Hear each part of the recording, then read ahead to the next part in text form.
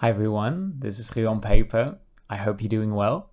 The weather here is utterly depressing, but I'm sat here with a nice warm sweater and a cup of cinnamon tea, so it's all good. I recorded some footage while I was decorating my two planners for next week, but I'm not really doing anything too complicated or spectacular. It's super simple, so I figured I wouldn't really need commentary. So I'm taking the opportunity to talk to you about something else while past me is decorating. If you just want a body double, feel free to mute me. And if you just want to listen, feel free to do something else while doing so. Do what works for you, you know? I've been thinking a lot lately about realistic planning, and I've been analyzing my days and weeks to see when did I get everything done from my to-do list and when did I not even do half the things I planned.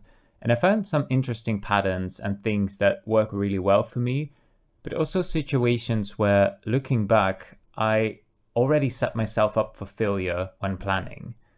I think when we're talking about, planning and getting things done, we need to make a distinction between the planning itself and the execution of the plan. And I think often we can improve both. We can boost the execution of our plans and schedules by looking at our productivity and efficiency and looking for ways to optimize those. But our productivity isn't always the root of the problem. And if what you're after is a more, let's say, harmoniously aligned plan and execution of the plan, I think it's just as important to take a look at how you plan and if that's a realistic way of planning for you, for your situation, for your current physical and mental health, etc. You might think, why would I care? Why not just write down everything I have to do, everything I want to do, and then some, and then we just, caffeinate and hope for the best? But ultimately, I think there's an almost universal sense of disappointment when we write down 10 items on our to-do list and check off 5, and a sense of accomplishment when we write down 5 and check off all 5, even though in terms of how much you got done, that's an equal amount of tasks. So there's some merit in trying to plan realistically. So one tip that might help is planning for a below average version of yourself. Making to-do lists tends to instill in us a sense of optimism. It can sometimes feel that by writing the task down, you'll have some sort of guarantee that you'll get it done. And you want to get it done because that will make you feel good. So you want to believe that you can get lots of things done. But at the same time, you don't know how well, you will sleep tonight. You don't know how many calls you get tomorrow, how many interruptions. You might be more easily distracted than normal or just not feeling all that motivated. So in short, you were planning for the best version of yourself, and if you're lucky, that may be the version of yourself that gets to work on that to-do list, and that's great. But you want your to-do list to also be feasible for the average or below average version of yourself. Tip number 2 is to learn more about yourself. I was just talking about how you don't know which version of yourself will be executing the plan, but that's not always true. Sometimes there are patterns in our energy levels, our motivation, the amount of stress we feel. For example, for me, there's always a bit of extra motivation and determination on Mondays, where the week still feels like a blank slate, where anything can be accomplished.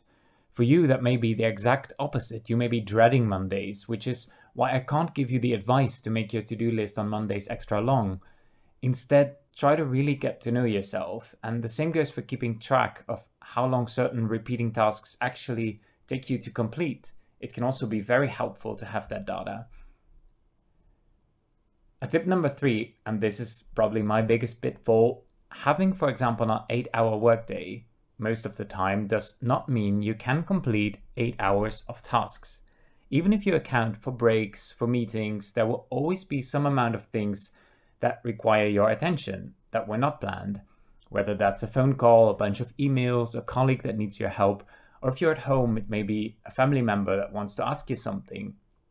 The point is, you will almost always have less time to complete your to-do list than you think you have. So it may be wise to either set apart some time at the end of the day, for example, to reply to emails you got during the day, or just keep this in mind and try to keep your to-do list shorter. And before you plan your days or your week, make sure to make an inventory of the things you already know about your days. Things like a morning or an evening routine, mealtimes, social events. Try to make sure you get a really good feeling for how much time you actually have to do other tasks. And as a fourth tip for more realistic planning, try not to make one long list of to-dos for every day, but to break down your day into smaller chunks of time. For example, morning, afternoon, evening, or maybe blocks of 2 hours. And for every task you want to write down, consider when you're going to do it. I tend to think, yeah, I'll squeeze this task in somewhere, but in the end, that rarely ever happens. So if I want to commit to a task, I try to have a pretty good idea of when I'm going to be working on it. And if I can't find any room in my to-do list, if it's already pretty full, then it's highly unlikely that I will be able to complete the task. So why bother scheduling it and making me feel bad when I can't check it off? Now, I know that this is not always possible, that work deadlines and households can be ruthless, but it may help to look at these individual blocks of time and think, okay, this is a 2-hour block. What can I realistically get done? And as a last tip, I encourage you to define for yourself when a task is done, when it is finished. And this may sound silly because how can you not know when a task is completed? But oftentimes you could spend an hour on, let's say, a report, but you could also spend 10 hours on it. You can do a quick cleaning of your bathroom, or you could do a deep clean. I can scribble a grocery list that only I could possibly decipher, or write it slowly using everything I know about calligraphy and making sure you've never seen the word bread written so beautifully.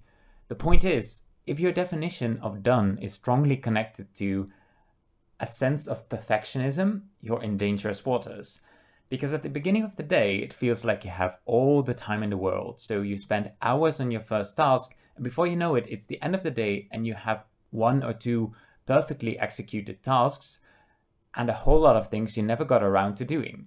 And if that sounds like you, I'm not telling you to throw your perfectionism out of the window completely and to always rush your work, but try to be realistic about how good something actually needs to be. Maybe the emails you need to send don't have to be perfect, and by not going over them an extra time, you have a little more time to spend on that presentation that you want to be somewhat perfect.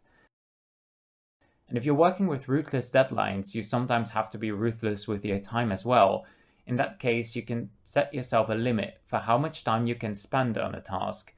And even if you're not done by then, you either submit what you have, or maybe you can work on it some more the next day. But by setting yourself a limit, you have protected the rest of your to-do list and you have prevented that one task from taking up the entire day.